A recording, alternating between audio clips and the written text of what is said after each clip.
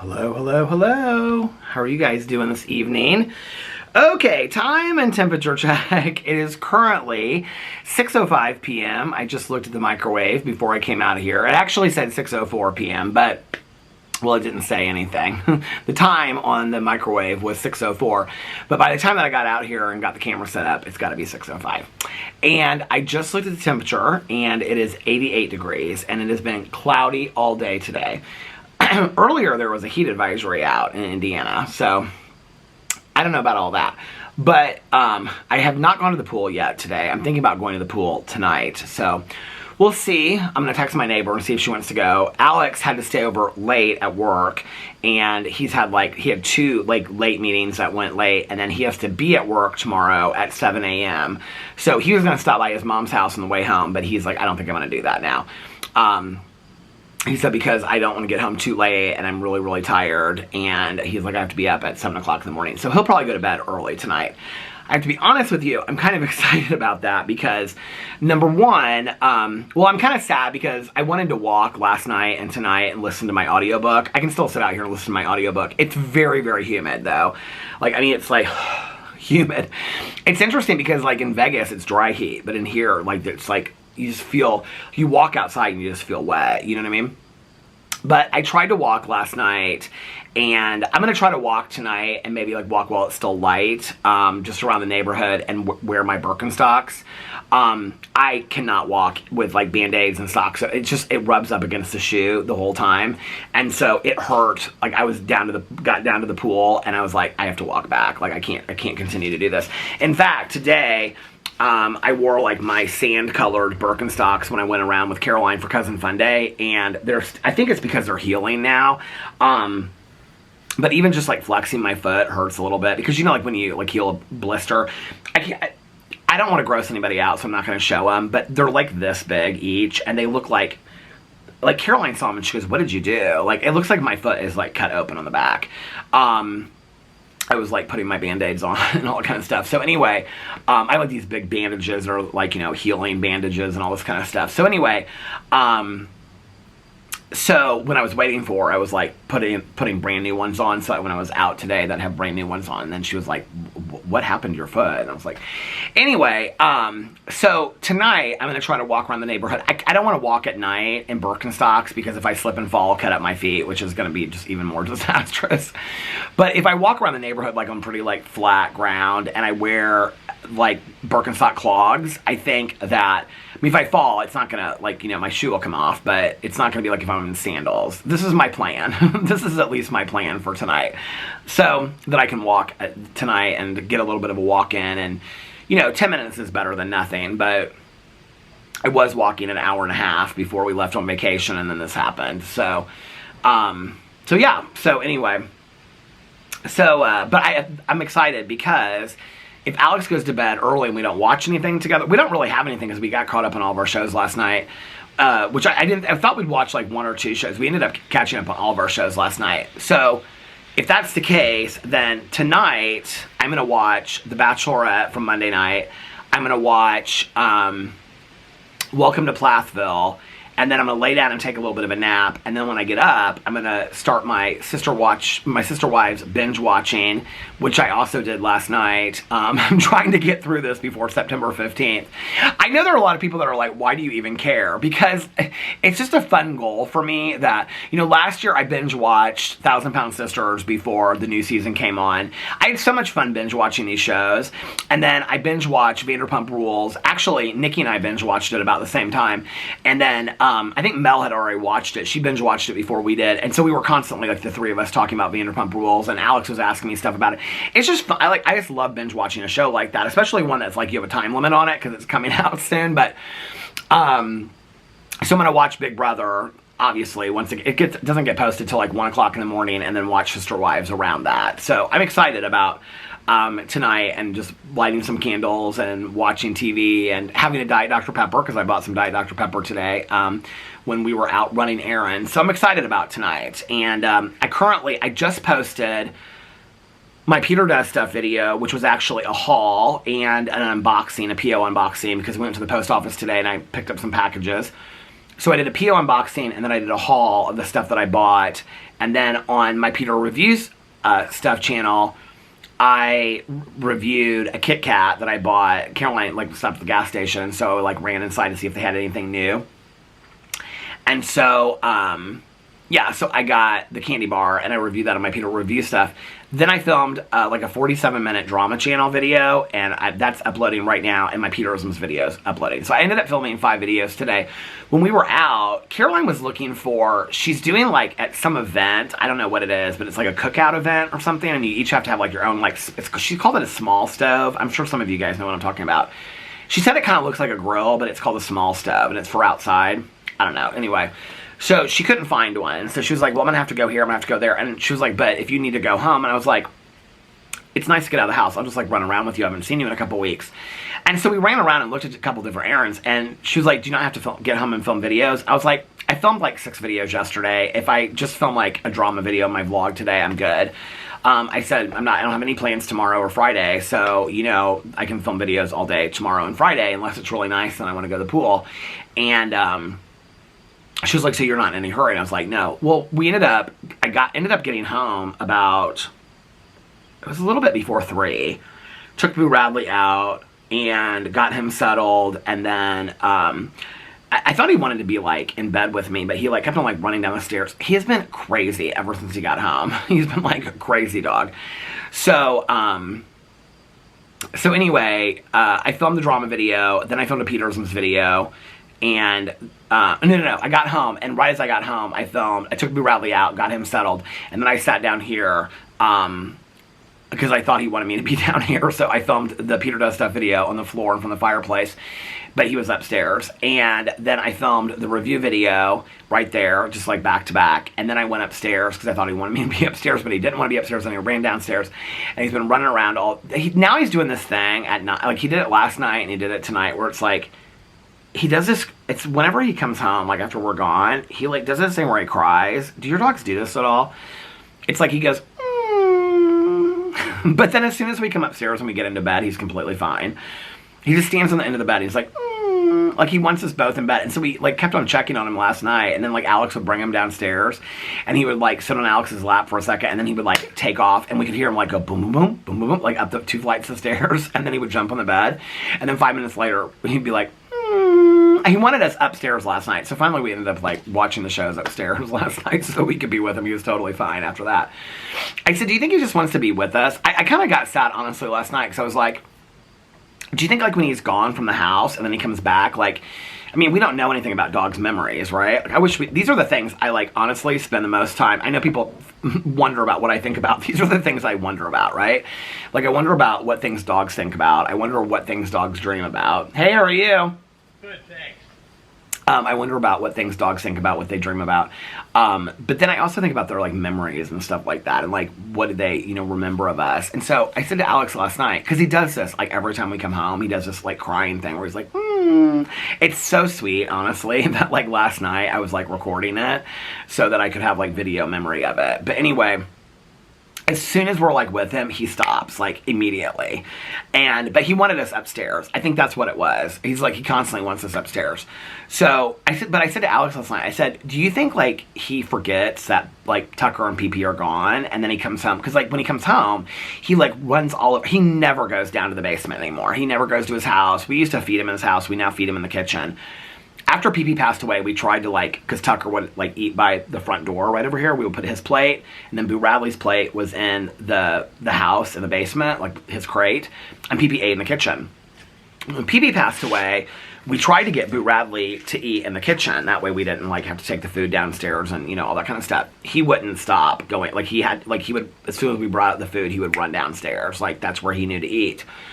Well, now that Tucker's gone, we don't take the food down there anymore. He's learned to eat in the kitchen, so he just eats in the kitchen. We keep, whenever his food is gone, we replace it. So there's always food 24 hours a day. He's been eating a lot too, so a lot of treats and stuff like that. They didn't have his treats at Costco today, the chicken sausages, so I'm gonna have to get online and order some of those because those are his favorites. I had one left in the package, and I gave it to him this morning. I didn't even realize we had any left. I thought we were out of them. He tore right through it. So it looks like a little sausage patty, it's that big. It's probably like that big. And then I just like cut it up into little pieces. It like falls apart real easily. But when he comes home, he like tears all through the house, and he even goes down in the basement, like looks in his house and stuff like that. I don't know if he's like making sure everything's okay or what he's doing. And then finally he like runs upstairs and gets into bed, and then he does like all this kind of stuff, you know, in the bed, like rubs his head in the bed. It's so cute. I'm sure you guys know what I'm talking about when your dogs come home. But he like kept on, like the first night kept on coming downstairs and like running around and like looking in places. And so he'll run around, but he doesn't typically like look in places. Like he'll just stop and like look around. And I said, and he was doing the crying thing upstairs. And so I said to Alex, I said, do you think he like doesn't realize that like Pee-Pee and Tucker are gone? Like he comes back and he's like, oh, where are like my brothers? He like doesn't remember. He's like, no. He's like, I think he just is happy that he's home. He wants us upstairs. So we've been upstairs a lot. Because if we're not, he's like, It's so sweet, honestly. So anyway, came home, I filmed those 2 videos. Then I filmed the drama video, my Peterisms video. And sometime in there was when Alex texted me and said that he was going to maybe go to his mom's house to go over there and see her and her friend that's visiting from out of town. But then he was like late with these meetings, and so he texted me and said he was getting ready to leave in just a little bit. And I said, are you going to still stop by your mom's house? He's like, I don't think so, because I have to be up really early tomorrow. So, anyway, it's easier for him to, like, go on the way home from work than come and get me. But if we go this weekend, then I'll go, too. So yeah, it's been a good day. So, last night, filmed my vlog. And then as soon as I got, like, my vlog was, like, had rendered and was uploading, Alex was like, do you want to watch some shows? And so, because he was upstairs with Boo. And I said, yeah, sure, because we had Orange County to catch up on. I thought we only had 2 episodes. We had 3 episodes to catch up on. So we back-to-back watched the last 3 weeks of Orange County. The new episode comes out tomorrow. So we watched the 3 episodes of Orange County and then the 1 episode of Dubai that we were behind on. So we watched all 4 of those shows and we got completely caught up. And then he said he was going to go to bed. So I went upstairs and I was like, I'm going to lay down for a little bit. I was like really, really tired. I've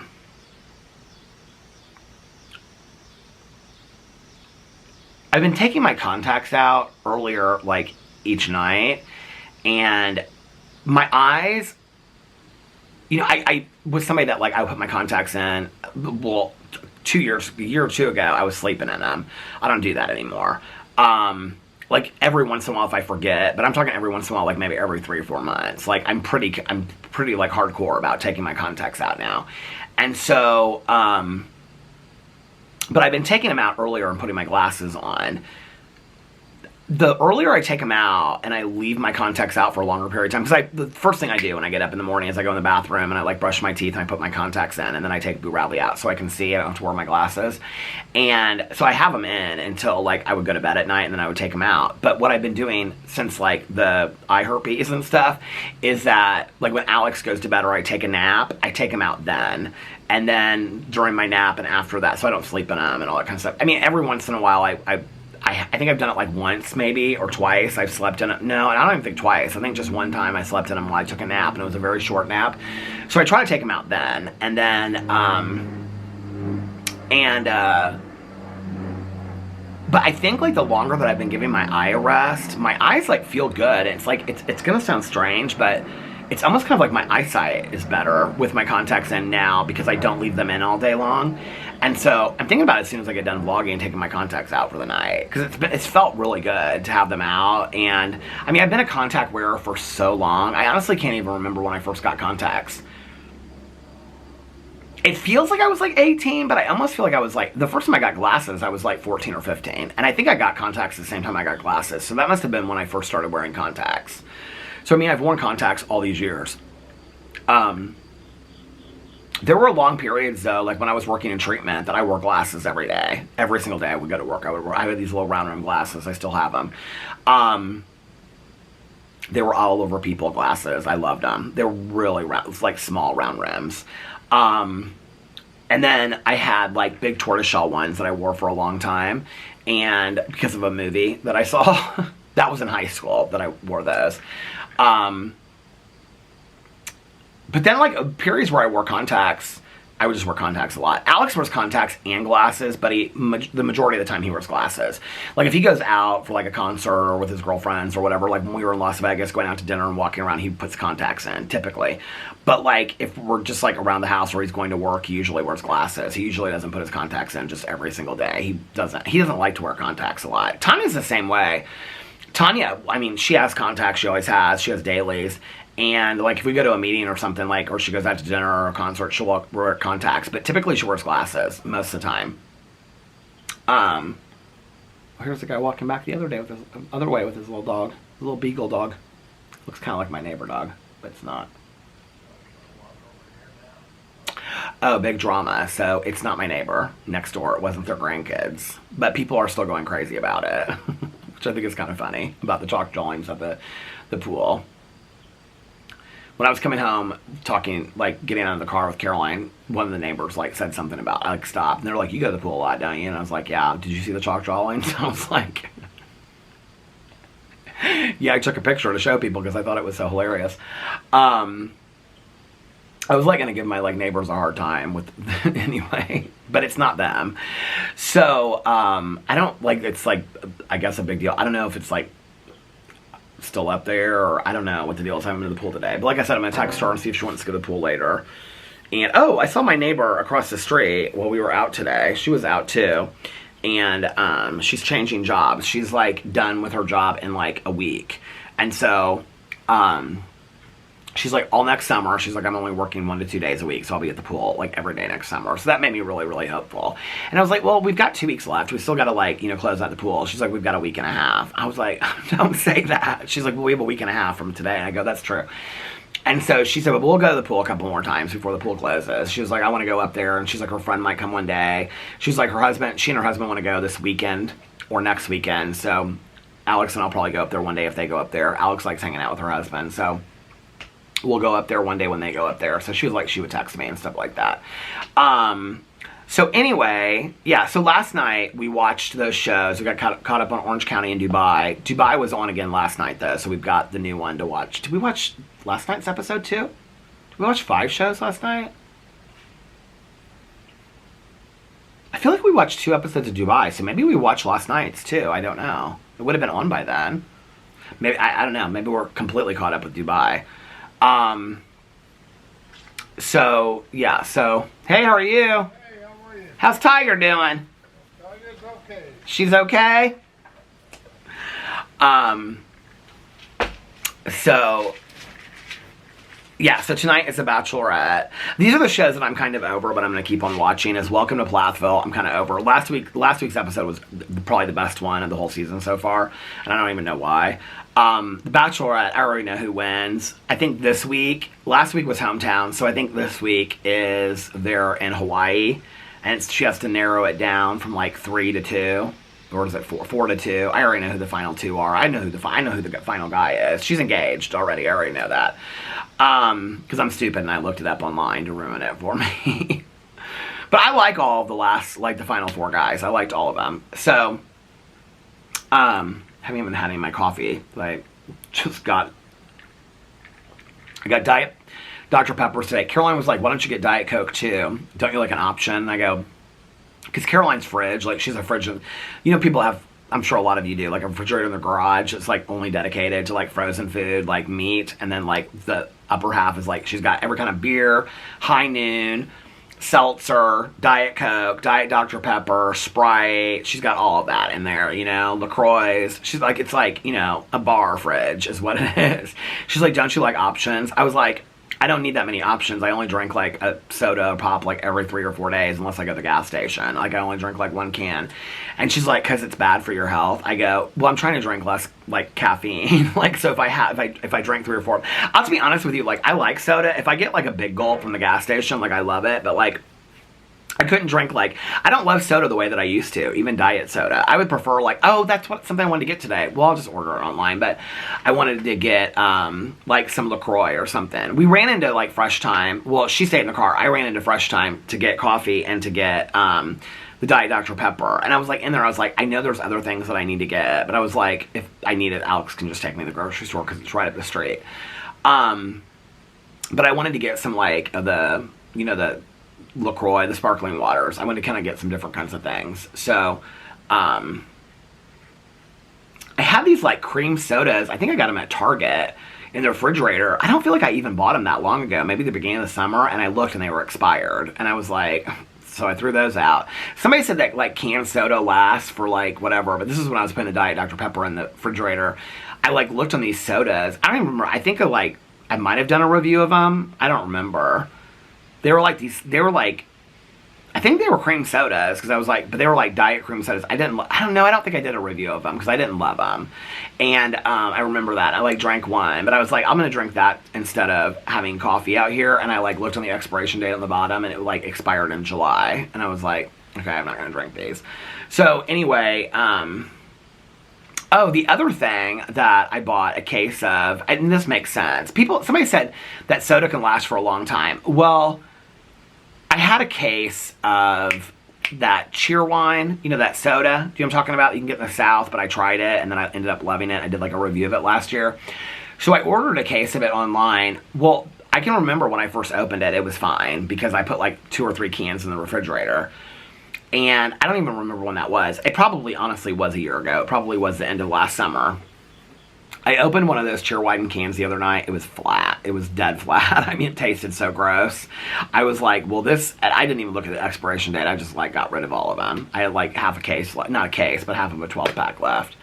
So, I need to get some new, like, sodas and things like that. So, anyway, but today was, so, I watched those shows last night, and then, with Alex, then I laid down, and then I got up, and I binge watched Sister Wives, like nobody's business.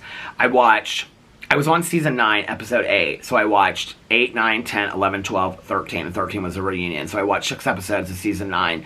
Episode 12 is where Mary comes out and says she got catfished, and so then I ended up watching episode 1 of season 10, which is, okay, so season 9, did I say that? Season 9 I finished, and then season 10 I started. The first episode's an hour and a half. I think it was 2 hours, but without commercials, it's like an hour and 26 minutes. So I'm on episode 2, and there's 9 episodes. The episode 1 was where Madison gets engaged.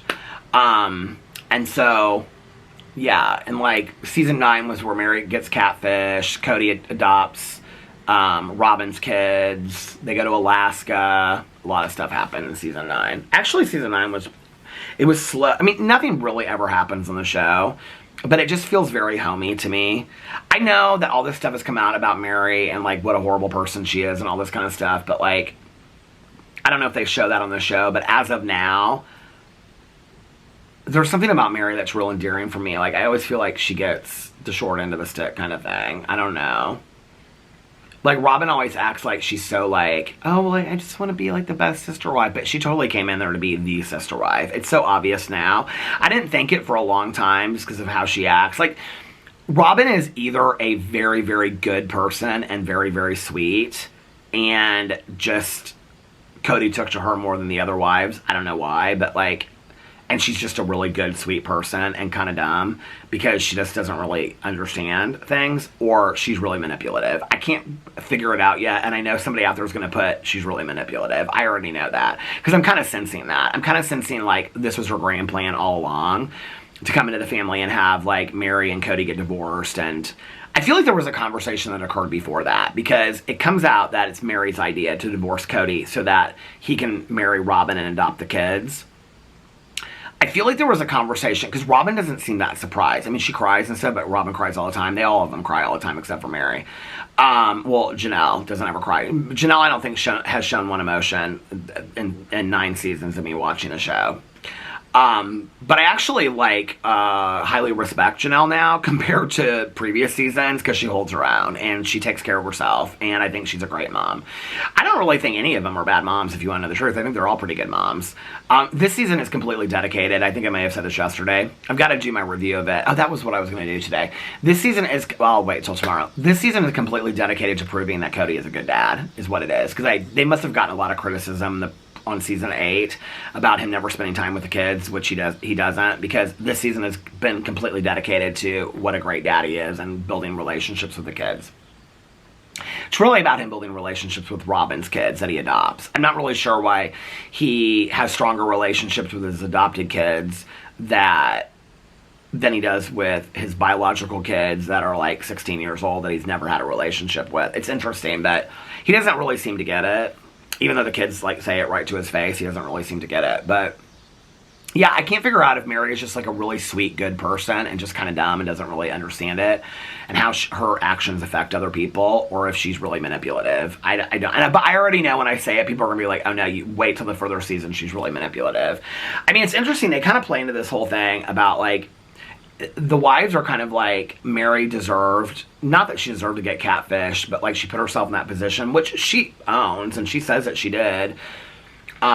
Basically, she doesn't even really say it because they can really never come out against Cody, but she was getting no attention from him whatsoever. And so, you know, she's lonely. She's an empty nester. She even says in the show, she was like, most empty nesters do things as a couple. Well, not really. I mean, the majority of people that I know are single parents. And so when their kids leave to go to college, they're empty nesting it on their own. And so she's lonely, she's at home, and so she starts talking to somebody online that ends up catfishing her. I actually feel really bad for Mary in this whole situation. I don't know, maybe more will come out about it, but apparently it's nonstop. So I'm on season 10. There's no way I can finish. If I finish season 9 tonight, it's going to be, or season 10 tonight, it's a miracle. But I said yesterday, I have to finish about 6.8 episodes a night to get, so last night I watched, I think it's 7 episodes. I watched 8, 9, 10, 11, 12, 13, 1. So I watched 7 episodes last night. So I did it. It was a lot. It was a lot of watching The Sister Wives. I do find myself, when I watch other shows, I'm like hardly ever on my phone. But I did find myself last night like on my phone quite a bit, like scrolling through Instagram and Facebook and stuff like that. Because there's like a lot of like really just, it gets very boring at times. So anyway, it's interesting though, like on the seasons, like when they do, on each new season, when they show like, if you've watched it, you know the song they play, and then at the very end Cody says love should be multiplied, not divided. It's like they show each picture and it says like Mary, Janelle, Robin, but they always have new hairdos each season. I'm not saying that I didn't own a pair of True Religions back in the day, but those people on that show have literally, like, do you remember that store? What was that store called? Lucky, or not Lucky, what was it called? The Buckle. Do you remember that store, The Buckle, at the mall? I feel like everything they own is like True Religion and Affliction. It's like all of that bedazzled stuff. And their purses are just like gaudy as hell. Like their purses are like this big. I mean, they completely remind me of like a bingo hall is what they remind me of.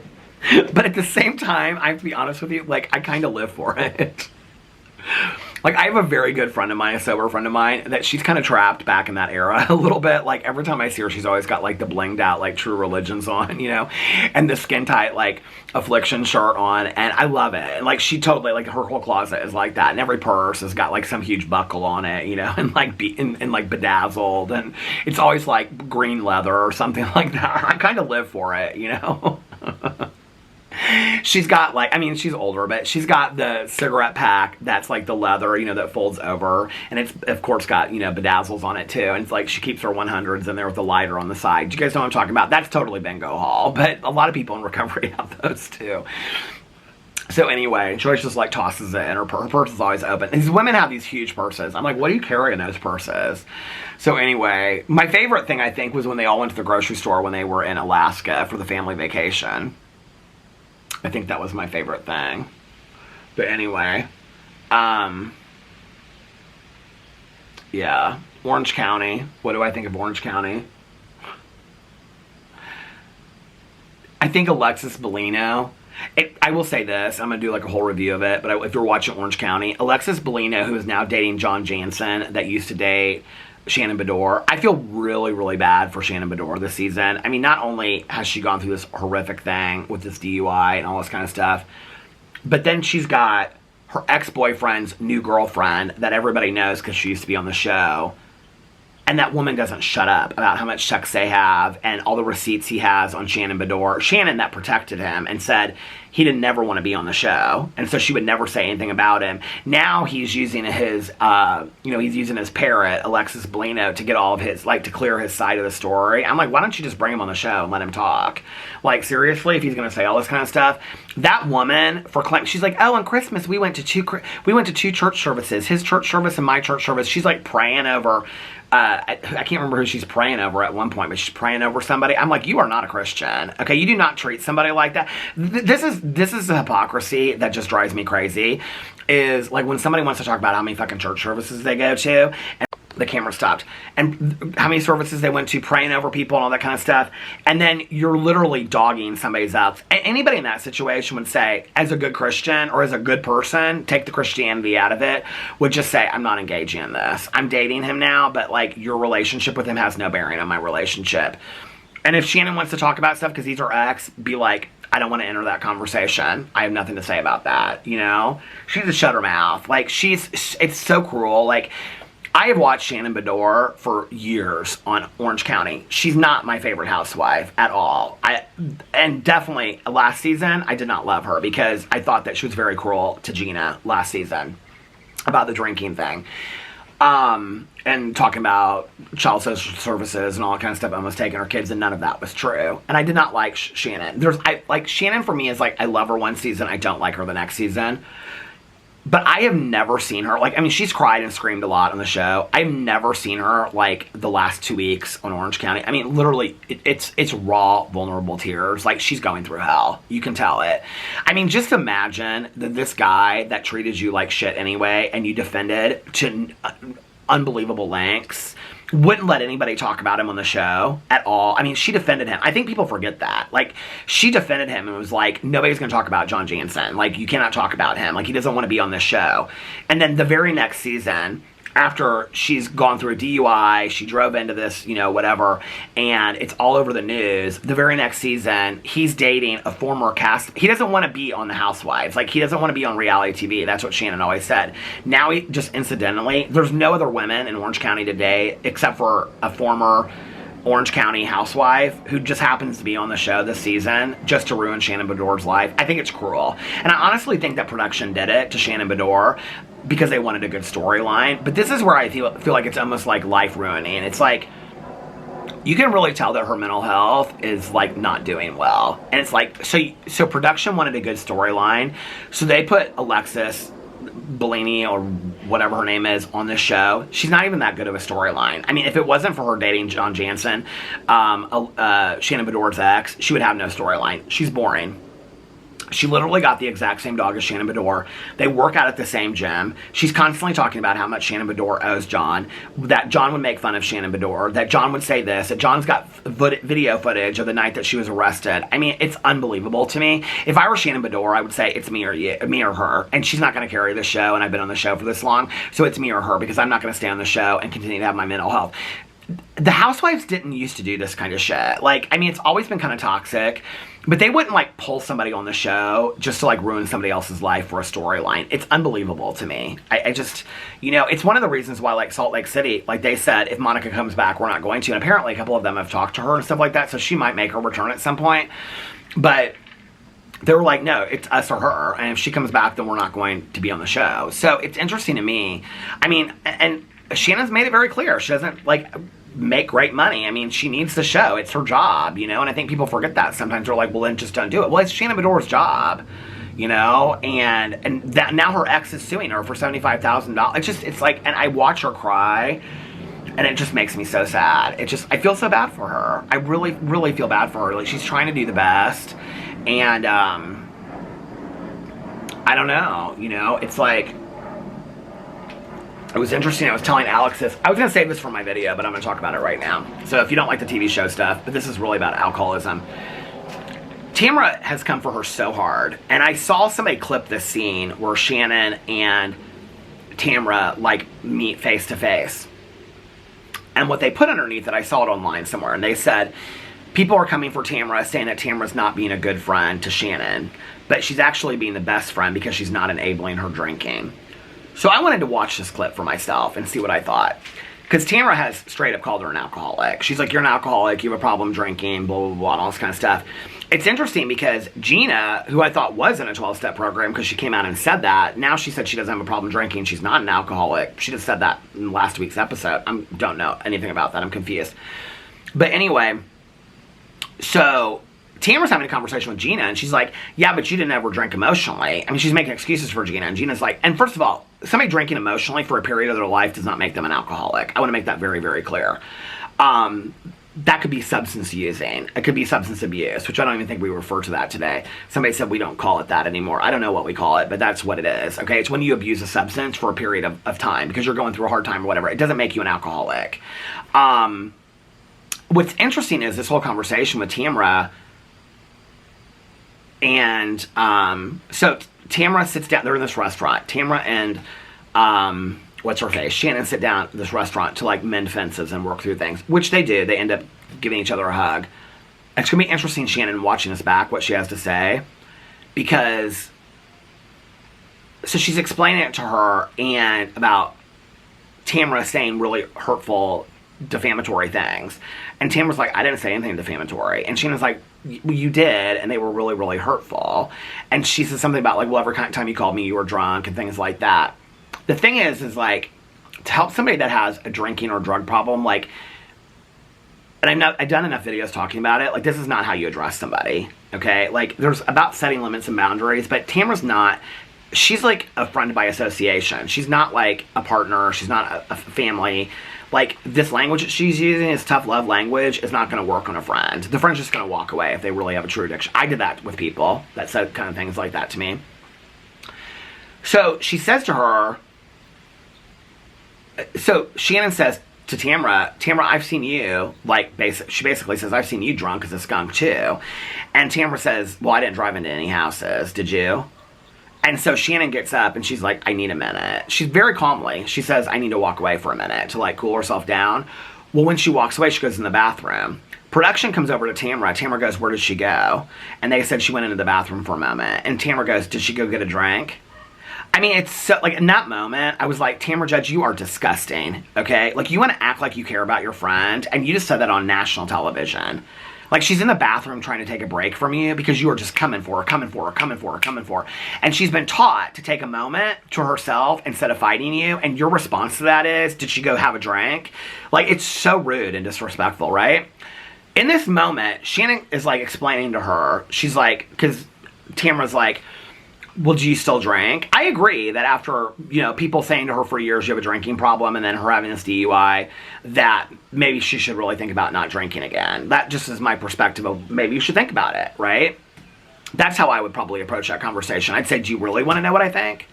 And if they said no, I'd say, okay. I wouldn't say anything more past that. If they said, yeah, sure, I'd like to know what I think, I'd say, you know what, maybe, like, having my history, I think I might start before it gets worse. I would maybe think about it, you know, because the next time it could be bad. They talked in there about, like, her trying to sneak alcohol, this thing, and whatever. But she says to Tamara in there, she said, I have one, maybe two drinks, and then I stop. And Tamara's like, okay, but do you think you even need that? What's interesting about that, and I had Alex pause it. I said, what's interesting about that is, in 12-step programs, if you're in a 12-step program, you'll know that this is true. If somebody comes into a 12-step program and they do not think that they're an alcoholic, okay, we recommend what is called controlled drinking. So what we would say to somebody is, if you don't really think that you're an alcoholic, maybe go try some controlled drinking. And controlled drinking is saying, when I go out, I'm going to have a set number of drinks. 4 beers, 2 drinks, whatever. And if I can't stop after 2 drinks, then, and try that for 30 or 90 days. And if I can't stop after 2 drinks, I've said that long before this episode I ever talked about it, then maybe you really do have a problem drinking. And then you need to take a look at it, but you're not convinced yet, right? Controlled drinking, like Shannon is doing, is something that 12-step programs recommend. I think there's this misconception that people in 12-step programs recommend that there's like abstinence sobriety. Yeah, if you identify as an alcoholic or an addict, but if you're not sure, people will tell you. It's in our literature. People will say, go try some controlled drinking. I've heard people recommend that over and over and over again. So what Shannon is doing is what a 12-step program recommends. She's saying, I don't believe that I'm an alcoholic. That's not really anybody else's to tell somebody other than that person to define for themselves. So she doesn't feel like she's an alcoholic. Nothing's going to convince. There's no meeting in the world, treatment program, there's therapy. There's no meeting that's going to convince her that she is. She's going to have to learn that on her own, you know, and hopefully it's not by harsher consequences than she's already suffered. Hey, how are you? So it made me kind of sad. And I'm like, I don't know, like, last season, it was like, let's make Gina's alcoholism a subject to talk about. And this season, let's talk about Shannon's drinking. But none of you care enough about these people to stop drinking in their presence. Like, they all continue to drink around them. Like, massively drink. So you care about this person enough that you think it... Have you ever thought that it might be hard for them in early recovery or questioning whether or not they're an alcoholic to maybe stop drinking? I'm telling you right now, if you have an alcoholic or somebody that you're worried about in your life or an addict, maybe don't smoke pot around them. Maybe not drink around them. Maybe say, you know what, like, I'm worried enough about you, I love you enough that I'm not going to participate in this kind of stuff while I'm around you. You know? I want you to at least have a safe place when you're with me. I think it's important, you know? People would ask me that in early sobriety, and I would be like, you know, well, first of all, I didn't go around a lot of social settings in early sobriety because I was recommended not to. In early sobriety. Not today, but in early sobriety. And so, I didn't, but if I was in situations, and people would say, do you want me to not, like, you know, like at a wedding or something, do you want me not to drink around you? I'd always tell people, it doesn't bother me, do what you want to do. But a lot of people would just say, no, I'm not going to. Because I don't want to be that around you. I care enough about you. That meant a lot to me, you know? It was interesting because I can't remember if I said this on a video not too long ago, or if I was talking about some people's house that we went over to, but like, oh, it was when we went to our friends for dinner, and like he showed us his business first, and before it was like calling and asking, like, you know, do you want Diet Coke? I mean, making it special for me so that I could have something to drink during this occasion too. This was like 2 months ago. And I said to him, I don't know if I said this on video that night, the next night or not, but I said it to him that night. I said, you know, people ask me all the time, like, what is something that I have, like a friend or a family member that's an alcoholic, like what's something I can do that can show their support?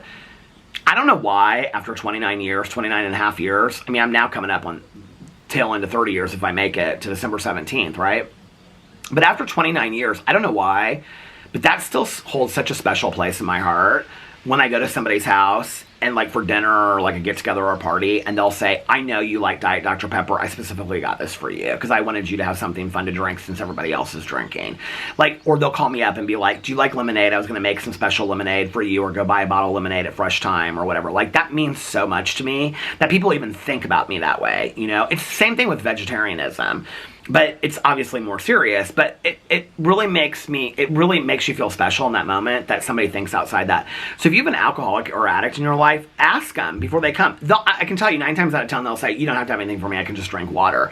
But if you do go the extra mile and you're like, no, like, what soda do you like? And you have it there for them and you have them cold waiting for them like you would like a beer or high noon for anybody else or a glass of wine, it will mean a lot to that person. It's meant a lot to me through the years.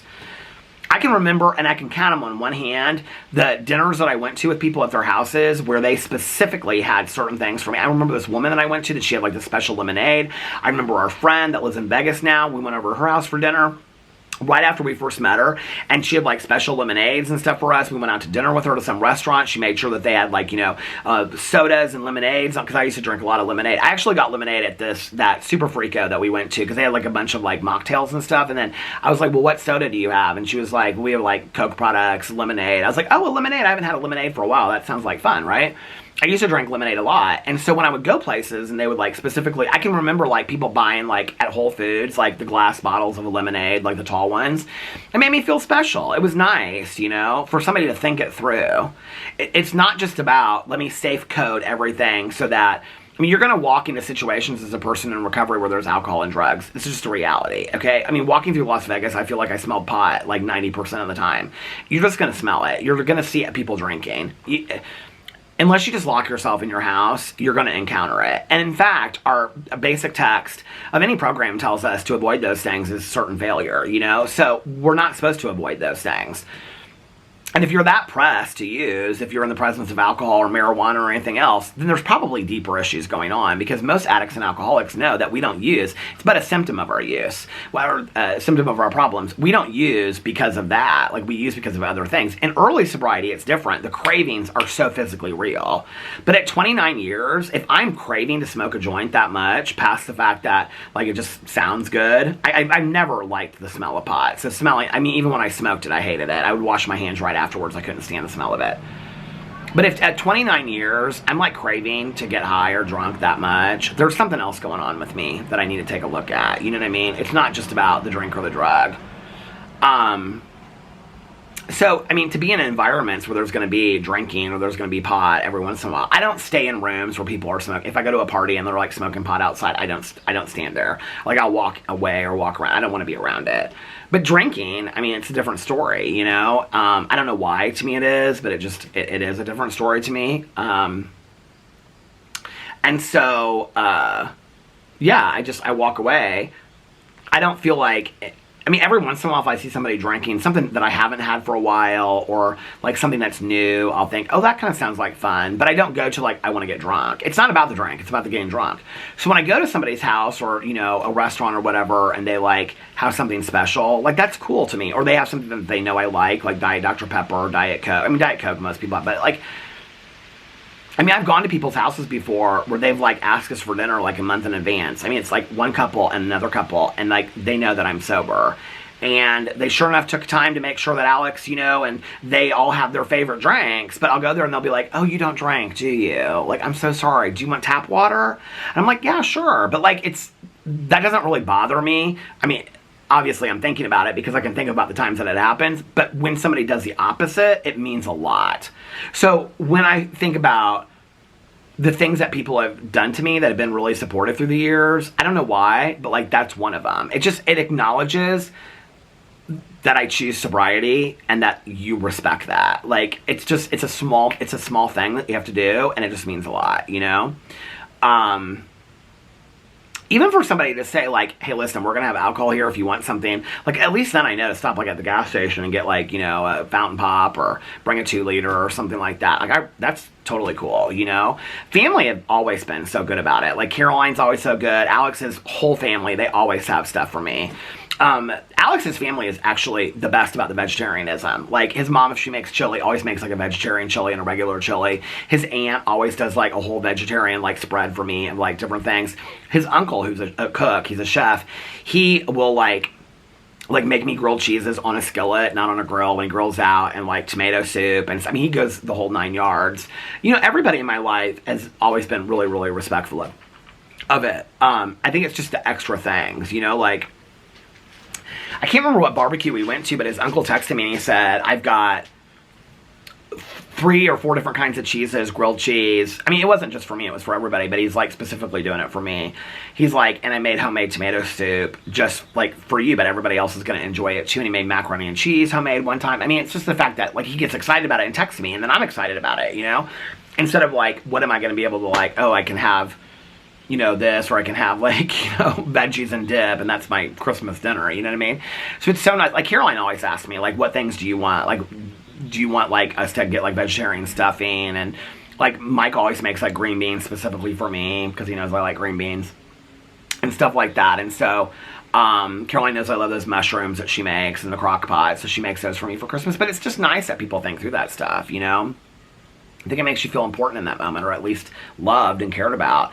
People ask me all the time, like, what is something I can do to be supportive? It's a hard question to ask because depending on where I was at in my sobriety, I would have felt different ways. Like, in early sobriety, like having the soda and stuff, I don't think it really meant that much to me till later. I don't know why. Hey, how are you? Good. That is good. Look at you looking over your garden. I am. She's gonna say something. I'm gonna have to stop this camera. I already know it.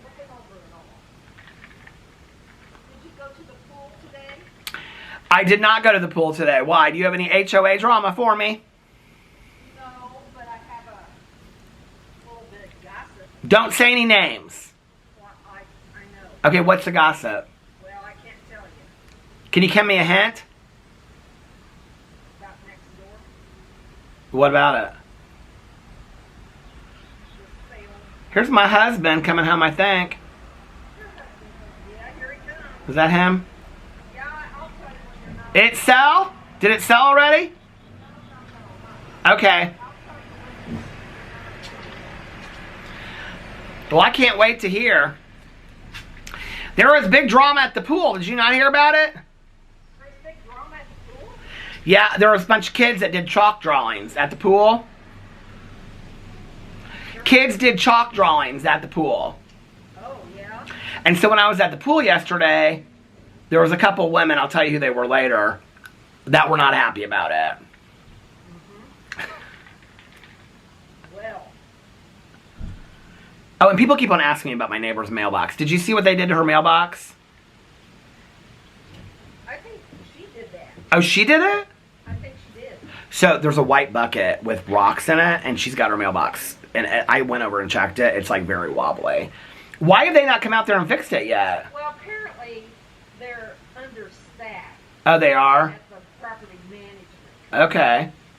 So, But they had time to come out here and put our new numbers on our mailboxes? the volunteer residents did that. Oh, yeah. Okay.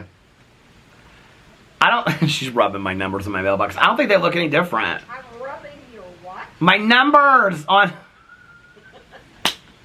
You are dirty-minded. I couldn't hear. All I heard It's because... I know why. It's because you've been reading all those romance novels. was bodice ripper novels. What are they called? Bodice ripper. Bodice rippers? Are you reading another one right now? No, I'm starting a cozy mystery. What cozy mystery?